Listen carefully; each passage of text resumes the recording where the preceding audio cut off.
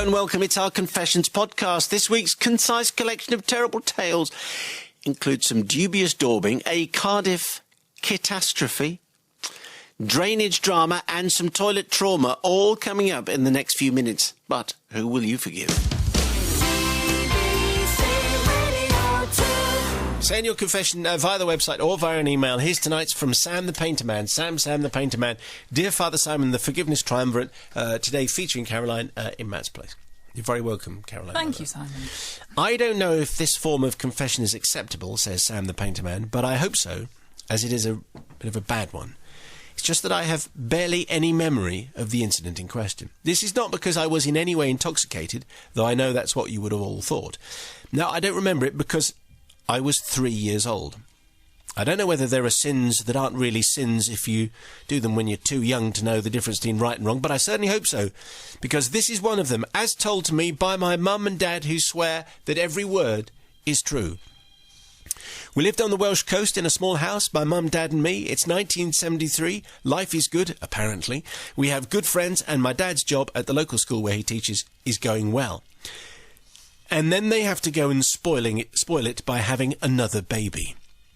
My brother John is born in January, and I am not a happy 3-year-old. I vaguely remember these feelings, but my parents remember it with greater clarity.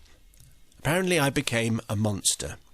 From a happy-go-lucky, smiling toddler, I became a furious, stroppy, rude person, and could certainly not be trusted to be left in the same room as my new, shiny baby brother. I don't believe that I had been warned that my life was about to change. No helpful bedtime stories which ended with the new baby brother or sister coming back from the hospital. This was a bolt from the blue. My parents accept that they could have prepared the way just a little better, but they hadn't, and now they reaped the whirlwind. I threw food, I threw my drink. I refused to go to the toilet properly. I would wake in the middle of the night many times. If baby John was getting attention, then so would I. If baby John was getting a present, then I wanted one too. I think you get the picture. And so, and I repeat, I have only a vague recollection of this, we get to the fateful day. The day I painted my new baby brother green. It went like this. My nana was staying with us to help out the way grandparents do, and we were painting on the kitchen table. We had big sheets of paper from a pad and a lovely palette for watercolours which Nana had bought for me. Just for me. Not for baby John. Ha! We painted all afternoon until my Nana needed a nap. She retired to the lounge to watch TV, suggesting I finished my painting of trees while she had a little relax. I think the sherry must have worked its magic by then. The timeline is a little unclear, to be honest, but suffice to say that at some stage, while Nana was in the land of Nod, I got a brush and a little pot of green paint and climbed the stairs to John's room, where my baby brother was asleep, and where I painted him green. The bit that I'm afraid impresses me the most is that I unzipped his baby grow and painted his chest green, as well as his arms and his legs and his face. At some stage he woke up and started to do what babies who have been painted green tend to do, and howled the place down. Nana related later that I passed her on the stairs looking rather pleased with myself. And needless to say, she hit the roof and shouted in a way that's quite rare for an OAP.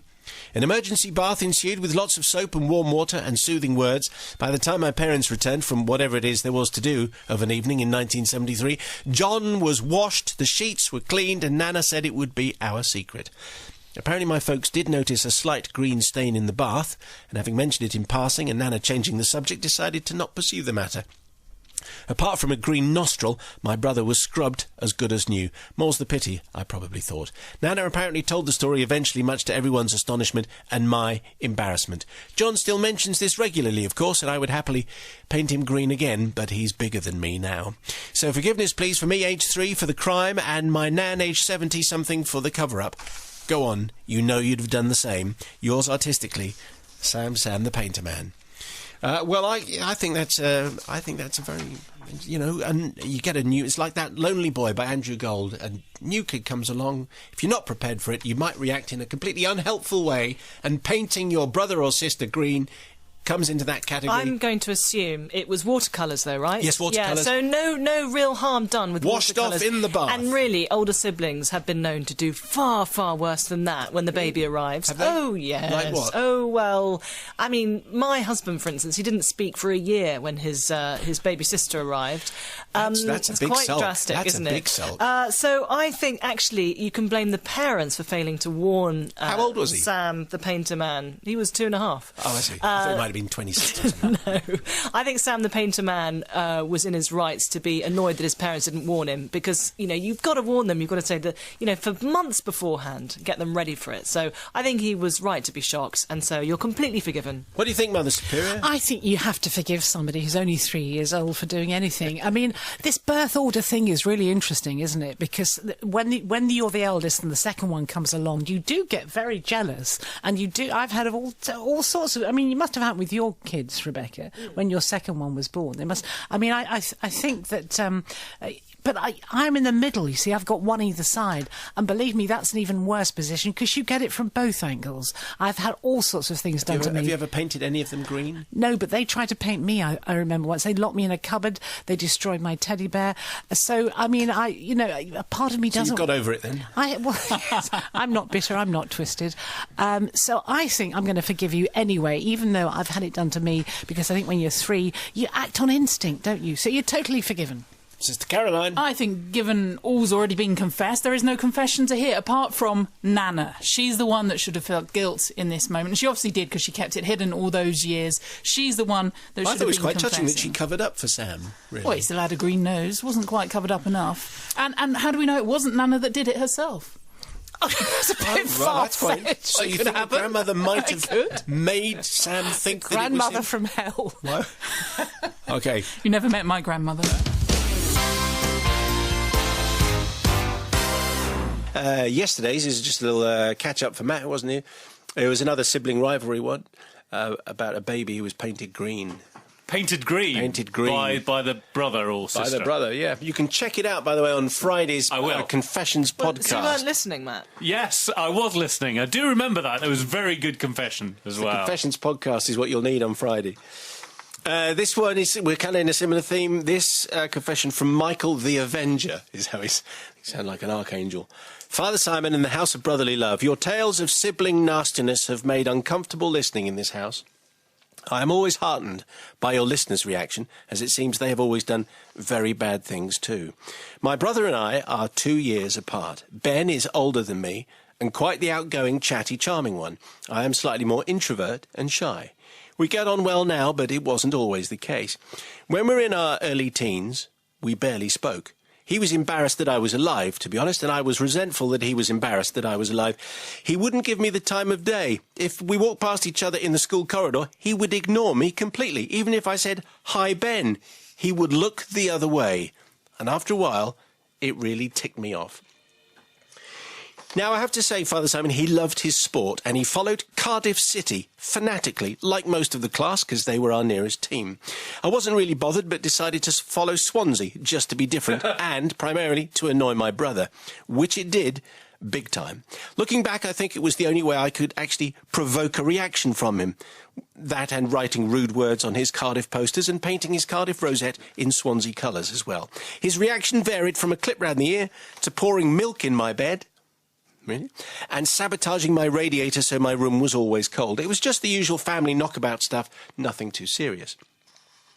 But when a girl started taking an interest in me and not him, things got serious. Her name was Carol, and she sat next to me in class. I remember her as pretty and cute, and I was, of course, desperately, painfully, excruciatingly embarrassed. It seems as though I spent all day, every day, blushing madly. I had no idea what to do. And when I received my first Valentine card, in her handwriting, the die was cast. She was the sweetest thing, but my brother was a foul and bitter monster, consumed with jealousy and insecurity. He started making snidey comments at home, leaving snidey notes in my bag, and then, horror of horrors, a snidey message on the blackboard. Really? He did. I walked into the class, I saw everyone laughing, but I saw Carol crying and I knew something was up. I looked at the blackboard and it read, "Carol loves Michael. what a weirdo. And I've changed the last word to allow for changing tastes. Okay. Anyway, it was hardly Chaucer, but it was bad enough to spoil everything, exactly as my foul brother had intended. I know it was him, because it was his handwriting, and he said it was him. Carol was silent and sobbing all day and most of the week, as I recall. I was consumed with anger, and as I walked in our house, I knew in a flash what I was to do. We were having building work at the time due to subsidence, and part of the cupboard under the stairs was being filled in. The preparation was done, and the following morning concrete would flow and walls would be built. These walls being permanent walls. And so when Brother Ben went mad the following Saturday because he couldn't find his much-revered Cardiff City strip to wear, I stayed quiet. He rampaged through the house, turning everything upside down, looking everywhere he could. He looked furiously at me, and I shrugged my shoulders. "If I find it in your room, you're dead," he seethed. "Well, help yourself," I said. And he did. He was convinced he'd find it under my bed or behind my wardrobe, but no, he looked under the bed, he removed my wardrobe, didn't find a thing. Eventually, he stood in the hall, staring wildly, and just screamed.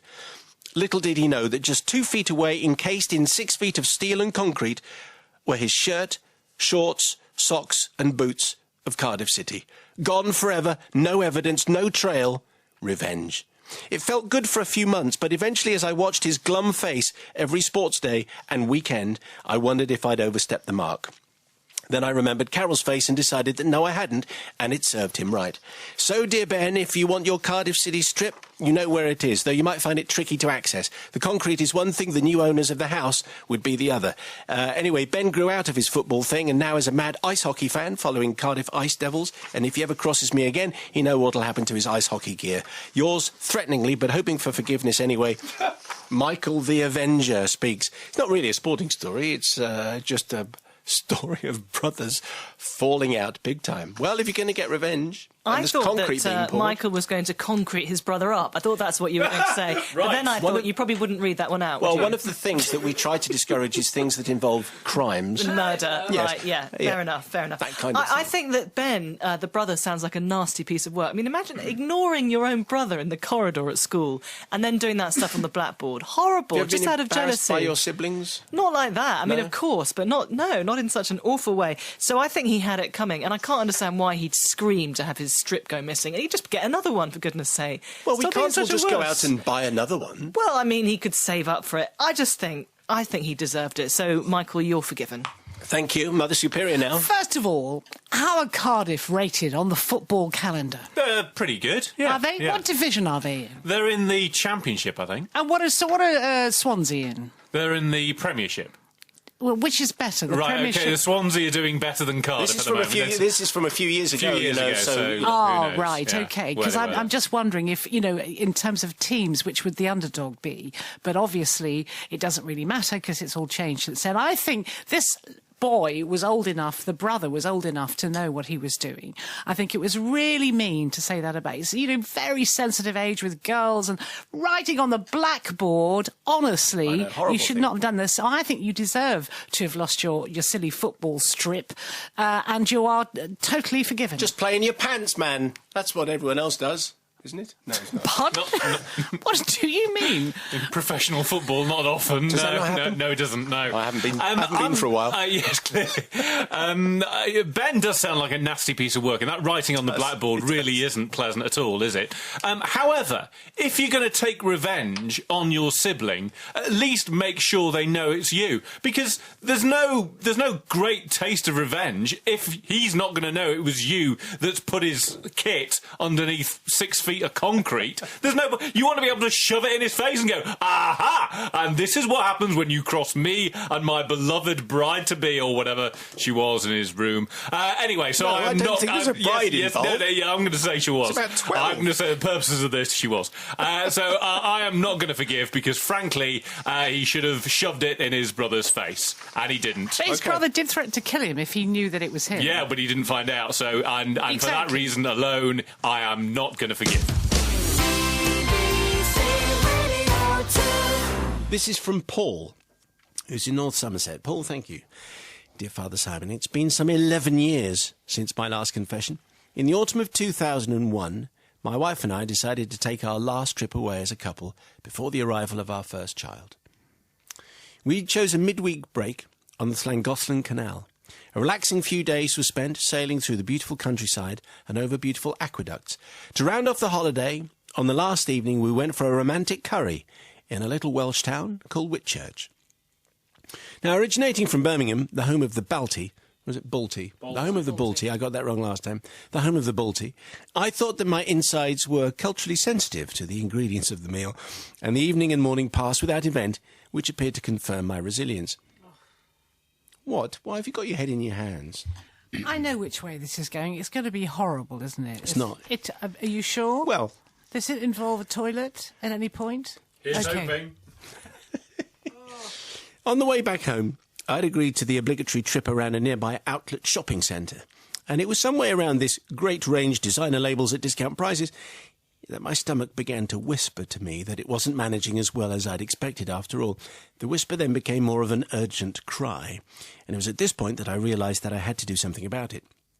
Now, at that time, we still had that fine chain of American bookshops fitted with coffee shops at the back, and I knew that there would also be a toilet in there somewhere.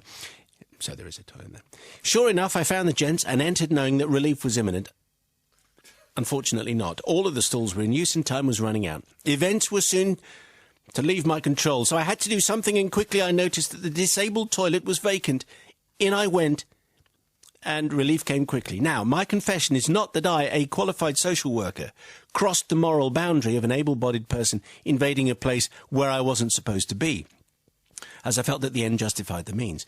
Nor do I apologise to the parent with pushchair and heavily napped toddler who started to open the door, which I hadn't locked properly, and was met with a desperate squeal of a helpless man in an immovable position, which I don't need to describe to you. No. My confession came as a result of my actions in response to both of the above, and added to by the now growing queue of parents, babies and less abled gathering at the door with no intention of moving. What could I do? I'd invaded a space not my own and spent a considerable amount of time in there, denying others a facility designed for them and not for me. It wasn't looking good in there, in more ways than one. Simon, I have to seek forgiveness for the pitiful limp that I made at justifying my use of said facilities. The limp which I fabricated as I exited the toilet wouldn't have got me through the audition for a primary school assembly play, and degraded even further as I attempted to keep up the lie as I made my way through the huge bookstore to the entrance doors, watched throughout by the queue that I was to blame for. Yours falling at your feet, expecting full forgiveness, but I'm not sure, looking at these stern, disapproving faces, I'm not sure that's going to come. Anyway, Paul in North Somerset is waiting for the judgment. I'm only stern because of the subject matter, that's all. It's a bit unpleasant, really. Well, I think he described it very well, and it was in a tasteful way, it avoided anything unnecessary. Yes. He must have felt very silly limping across the bookshop with everyone watching him. But I think, I confess that I've also used disabled... in fact, we have a disabled loo right here that we use the whole time, don't we? All of us. We're all guilty of it. Well, nobody's jumping in at this point. Yeah, well, a couple of times. Yeah, exactly. You use it, Sal. You do. I've seen you go in there. I tend not to use that one. I actually tend not to use that one. I get the feeling of the moral ground shifting. Exactly. Can you feel I really that? don't think that we can cast judgment on him, on Paul, because we've all done it in this very office. So I think for that reason, under these circumstances, most people would do the same thing. Because if you got to go, you got to go. You got to go, and it's better than doing that than something else. So Paul, would you then fabricate a limp on the way out? I don't know about that. They're just taking it a bit far. But I think, good on him for having done that. I think you're forgiven, Paul. Mother Superior now clearly with her moral ground questioned. Well, when I said toilets were involved, you said, oh, no. Well, there's several toilets involved in this particular story. And he was mentioning about the fact that there were mothers with babies in pushchairs waiting to get in. That's right. I don't think they're allowed to use the disabled toilet. Are they really? If there's no one in there. I don't think so. Well, anyway, I'm not going to judge, but, morally, because I have used it. Maybe I've been here for many years, and I have used it maybe twice. Because This no, week? seriously, I have. Because it's not used in that way often. So I'm going to say that I do totally forgive you, because I'm not sure about the limp. I remember. No, I won't tell you that. No, But go on. No. Have you fabricated the limp? No, well, only when I parked in a disabled bay once. But that's a really bad thing to That's do. That's a far really worse. bad thing to That's do, isn't far it? worse. But I was only in it for 5 minutes. That's terrible. I promise you. So I'm going to forgive you, because I think needs must in your case. So you're forgiven. Yeah, go on then. Wow. Brother Matthew. There's a great episode of Curb Your Enthusiasm where Larry David does the exact same thing, where he's in a disabled loo and comes out and there's people waiting, and so he does the same thing. does the limp? He does the limp, and then he does the Sitcom stutter time. as well for some reason. I'm going to forgive, because let's be honest, let he who has not used a disabled loo when they shouldn't cast the first stone. And if I'd thought of doing the limp as well, then I'd have done it. So I'm going to say definitely forgiven. Here's tonight's tale, and it comes from Craig. Craig, thank you for your confession. It starts like this. Dear Father Simon and the Collective, a traditional opening gambit. I've kept this appalling atrocity bottled up inside for 18 years, and having listened to other listeners' pleas for forgiveness, I feel now is the time to fess up. I was 12 at the time of the incident and had been gifted a brand new mountain bike for Christmas, the one I'd been eyeing up all year. It was magnificent. Was yellow and purple, had reflective stickers full of cool bikey jargon, and best of all, 15 gears. Wow. How about that? 15 gears. You probably only need about 3, but it had 15. To set the scene, I lived on a council estate with rows of terrace houses, not much different to those on Coronation Street. Our back gardens were all connected with through gates that allowed neighbours to access the ginnel and then take their bins out. These through gates also allowed Martin, the devil child from next door, to access all of the gardens as and when he pleased, and to help himself to any goods not tied down without permission. Martin was a couple of years younger than me, and to put it kindly, wasn't the sharpest tool in the shed. He would always return any items that he had borrowed, but just not in the same condition that they were borrowed in. He never got caught, but I knew it was him. So after being out of my bike all morning, I came back home to have Sunday lunch, which was always promptly at 1:30. I rode my bike up the ginnel and through the access gate. I left it by the door as usual and went inside for lunch. As soon as lunch had finished, I was out of the back door, ready to get back on my fantastic bike again, but, to my horror, it wasn't there. I was positive I'd left it outside the door. I knew I had. I am in so much trouble. It's my bike, it's my pride and joy, it's gone. I was going to be grounded for weeks. Dad didn't believe that it had been stolen, made me retrace my tracks in the car. I was renowned for misplacing things anyway. Maybe I'd left it at a mate's house. I knew this was a pointless activity, as I was sure I'd left it outside the back door. It must have been stolen. So as the search was drawn to a close, we went home to inform the police of a theft. When we got home, right at the end of the garden, near the shed, guess what? It was there. It was the bike, and it was there all along. I must just not have seen it. Oh, how silly of me, panic over. As I got closer to it, however, I noticed it was in something of a mess. Plastered in mud, a punctured tyre, and a snapped chain. Martin! I knew it was him, and I needed revenge, divine retribution, if you will. Martin needed to pay. He'd borrowed my bike and had wrecked it. So as the weeks went on, using my pocket money to buy a new chain and a puncture kit, I plotted my revenge. Martin never got caught taking anything because he would do it very sneakily and would always bring the items back. So he never got into any trouble. So I needed to set a trap, catch him in the act, frame him for the dirty thief that he was.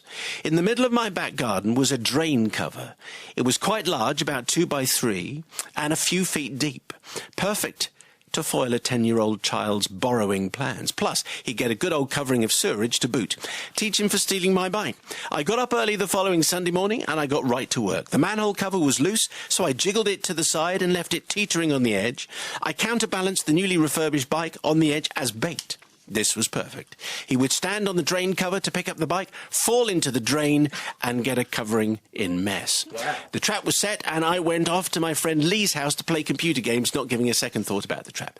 After an intense gaming marathon, slaughtering hostile aliens, lunchtime came, and off I went down the street looking forward to lunch.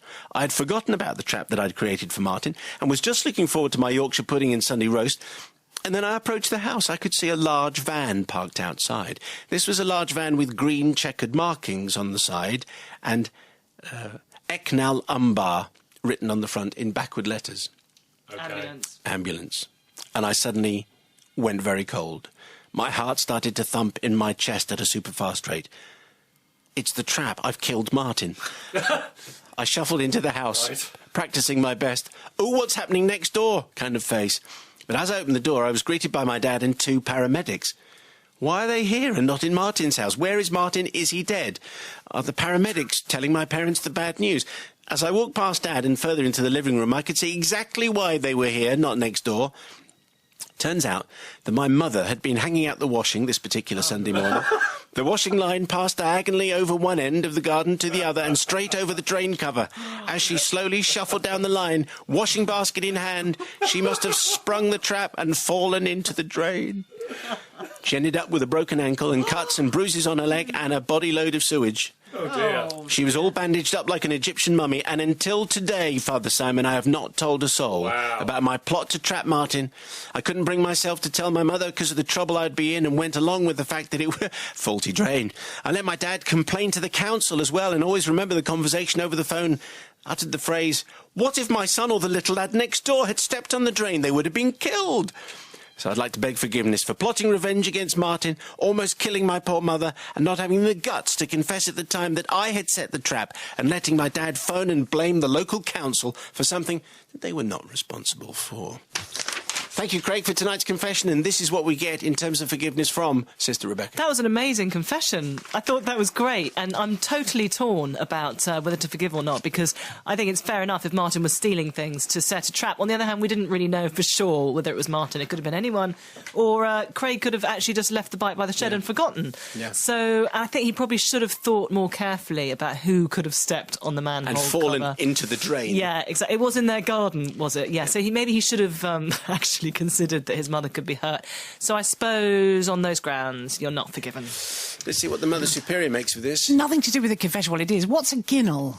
I have no idea what it is. It's like a back path which connects all the gardens together. Oh, right, gotcha. Yeah, this is actually totally indefensible, I think, because, you know, the punishment has got to fit the crime. And Yes. I know he stole his bike, or he thought he stole his bike. He didn't have any evidence that he actually had done and messed it up.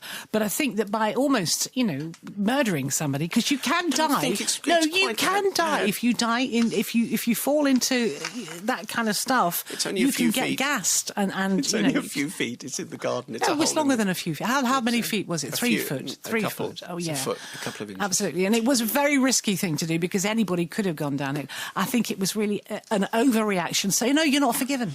Brother Matthew, I think he might have well blown his cover by walking through the door and saying, "Is Martin dead?" I think that might have set off the alarm bells for me if I was the dad. I'm going to forgive because I think, you know, it was obviously the devil child next door who was nicking everything, and so he laid a trap for him, and unfortunately his mum walked into the trap. I think what I'd have done is probably informed everyone in the house that I'd set this trap for the devil child next door, but because he didn't, and his mum fell in, and she's all right, so I'm going to forgive. It's interesting that he didn't know where the washing line went at all. Yes, he hadn't considered that, really. He was just thinking too much about the devil child. That was that. Did you forgive? You just have to let us know and then send us your confession. confessions@bbc.co.uk and more live on Monday. Thanks for listening to this BBC Radio 2 free download. Now, why not try more? Jazz for me, I guess, is improvisation. My pick of the best in rhythm and blues. Music from Richard Thompson, Chris Wood and Pentangle, amongst many, many others. All at the BBC Radio 2 website.